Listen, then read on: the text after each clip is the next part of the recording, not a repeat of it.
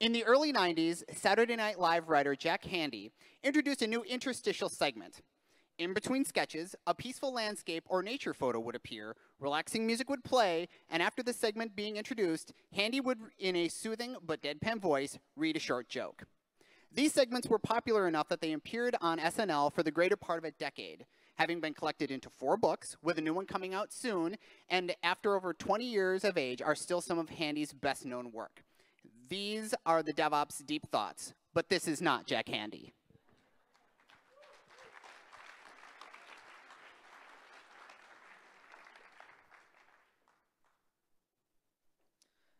And now, Devops Deep Thoughts by not Jack Handey.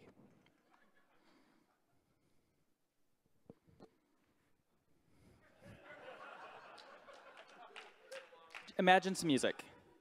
Maybe, in order to understand DevOps, we have to look at the word itself. Basically, it's made up of 2 separate words, Devo and ps. What do these words mean? It's a mystery, and that's why so is DevOps. Most of the time, it was probably really bad being stuck in the server room.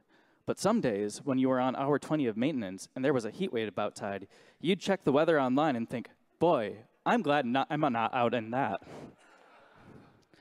They say that Kubernetes has many secrets, but the biggest is this: I'm not actually running it in production.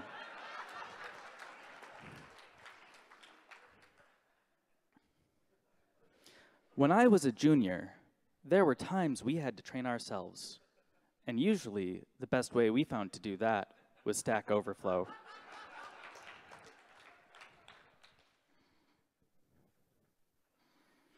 If you're ever using a SaaS product, try not to let your code touch it, because you don't know where those servers have been.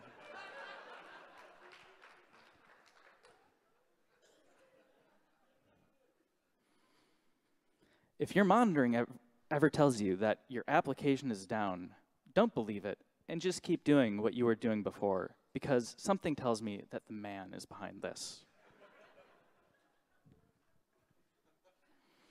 People think it would be fun to be a developer because you can create things, but they forget the negative side, which is that you actually have to operate those things.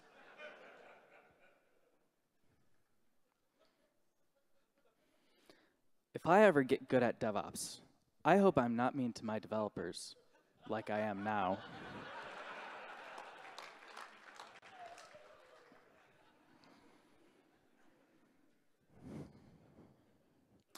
I think a good gift for the ops team would be a fake outage. And since they're always so busy, you'd probably have to bring the apps down really quick without them noticing. My new $1 million idea is one serverless platform and one server-ish platform for when you have legacy code that will never actually run on a serverless platform, but still want to say that you're serverless. If God dwells within our servers, like some tech folk think, I hope he likes Docker, because that's what he's getting.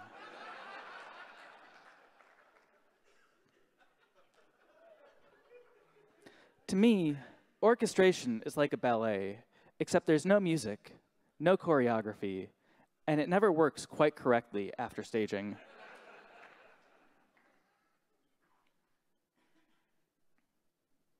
One day, one of my junior engineers came up to me and asked me how DNS works. I had to laugh, because I didn't know. And I thought that maybe by laughing, they would forget what they asked me.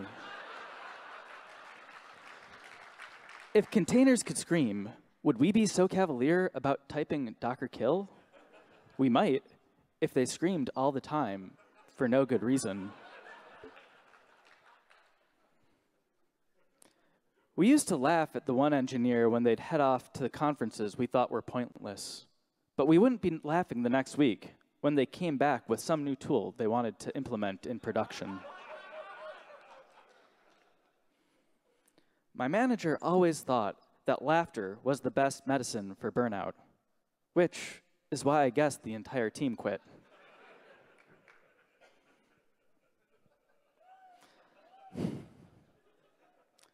A wise person can pick up a tool and envision an entire ecosystem and how to implement it. A foolish person will sit down, play around with it for a day, and then say, "Hey, we're running Docker in production!" If you ever discover that what you're running is a VM in a container on a VM, just slow down, take a deep breath, and hold on for the refactor of your life. All right, I'm Josh Zimmerman. As Joe said, I run Devops Days Madison with Christian. Our CFP and early bird tickets are currently open, and so are sponsorships. And as you know, sponsors help run programs like this. This is all a parody, and all the actual content belongs to Jack Handey, not me.